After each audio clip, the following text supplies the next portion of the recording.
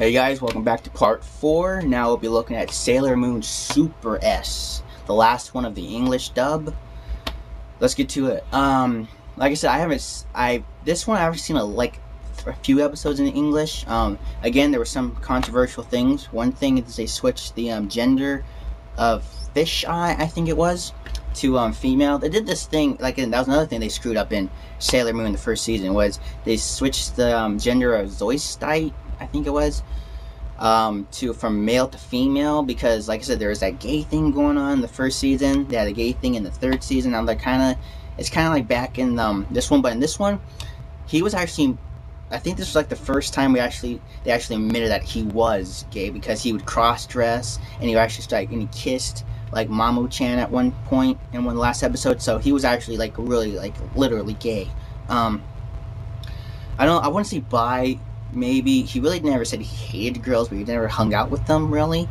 So maybe bi, gay, whatever you can pick. But anyway, yeah, that's one controversial thing they did.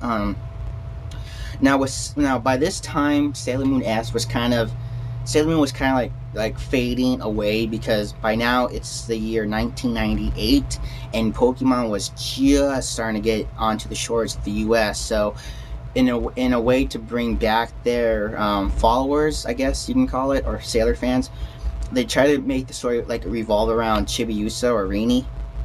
So and I thought they did an okay job with that. For me, I'm actually gonna say this one is probably the worst one of the English sub and dub, just for the fact that they do get new powers, but they're using no new songs. They're still using that Moonlight opening for all of them. I love it, but after 4 seasons, it's time for a new one, and they do that in 5, but we'll get to that in the last one.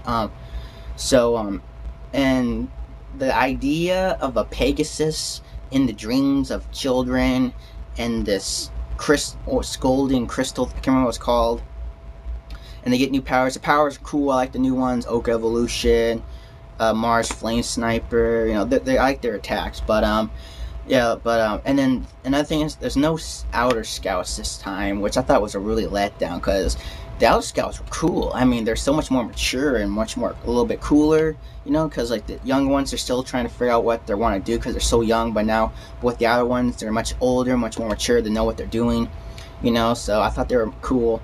So yeah, there was none in that one. Not a lot of one maybe new song.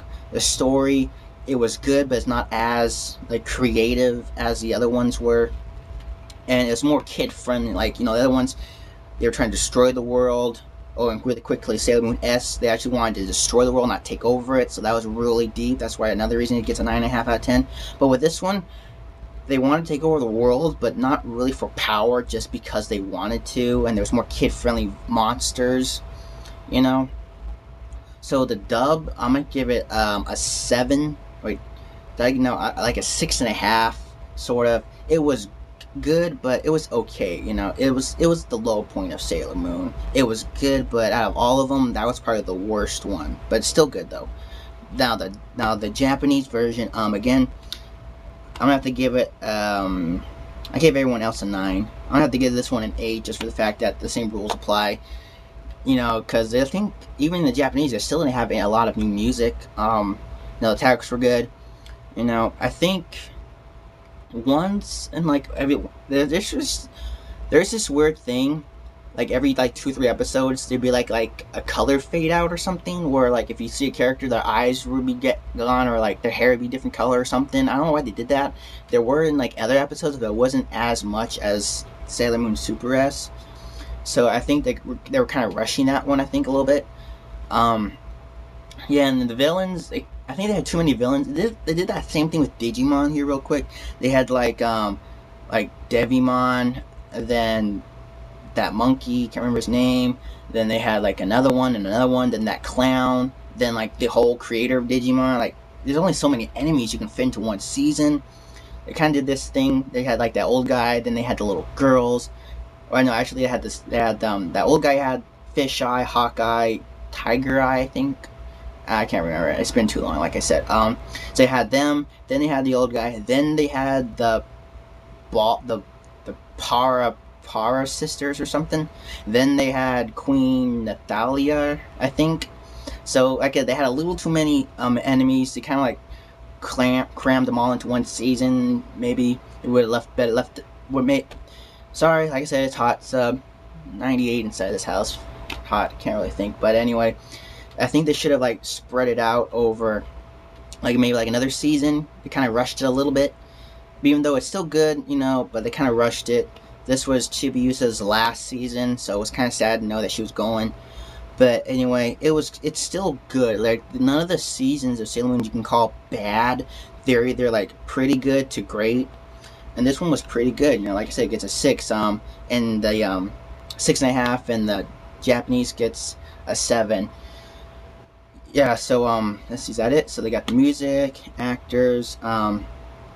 Yeah, I think at this point, like none of the original Sailor Moon actors were the same, except for Lita, because she was the only one that stuck through the entire series and all the movies, and that's why I give her props for. Like, and I like her voice the most. Anyway, she's like my favorite. Jupiter was mine. So yeah. Besides that, so yeah, everyone, the voices were gone. The voices are kind of getting a little bit cornier. They weren't bad, but they're a little bit cornier than before. So it's kind of a little bit down on the down low. But the graphics were getting a little bit better. I think now this one, like I said, it was 98. You know, computer CGI was just starting to catch on a little bit. You know, that's where they had it like in Star Wars, Empire Strikes Back. Everything was getting CG. So I think they were trying to add a little bit of the CG element into it, because some of the scenes did look like a little bit like computer hand-drawn CG or something. And it looked really good. Yeah, so I liked it. Overall, like I said, it was pretty good. So yeah, so Sailor Moon Super S and Japanese gets a 6.5. Wait, no, 7. Right, yeah, right. And then the dub gets a 6.5. So, like I said, it's probably the worst one, but still good. It's still good, but it's probably the low one out of all of them.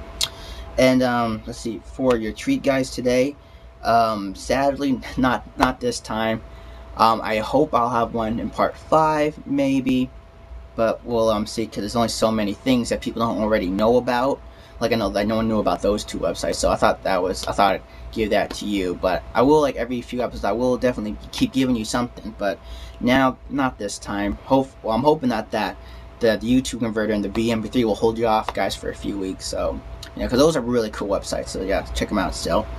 And yep, so that's it. This was part 4, Sailor Moon Super S, and that was it for the English one. Really quick. Actually, I got 3 minutes.